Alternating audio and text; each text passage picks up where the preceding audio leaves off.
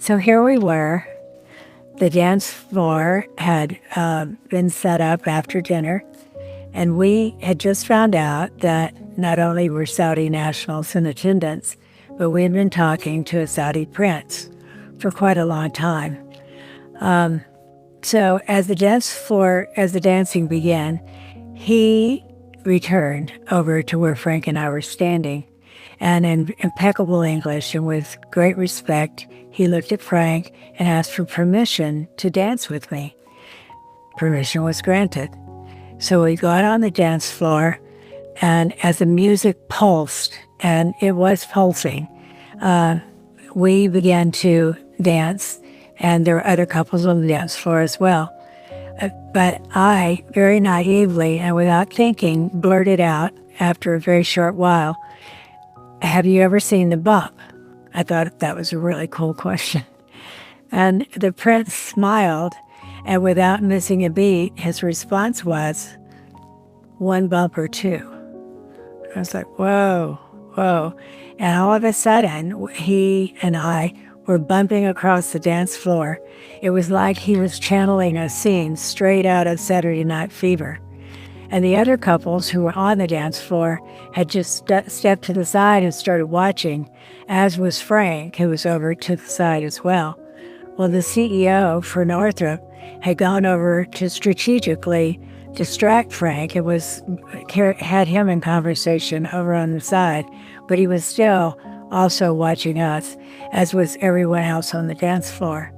So there we were, and it was as though all of the differences between our worlds disappeared for a short time, and there was just the joy of music and movement, and we were having a great time.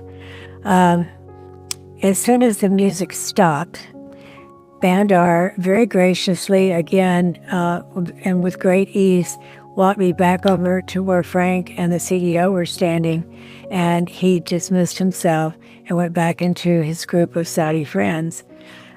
Frank looked at me with quiet determination, and he immediately said, "It's time for us to go home." And I was like, oh no, here I am. I was in my red dress. I was dancing with a Saudi prince. Why tell this story now? Well, after decades, this girl from small town Texas who was dancing with a Saudi prince in a place that she never even imagined she would be, it was exhilarating. It was surreal. It was unforgettable. And so now that I'm in my third 30, I look back on this and I wonder, how did I come across? I was completely exposed within their culture. I asked a really mindless question, which I would never ask today. I would be much more measured. I would be more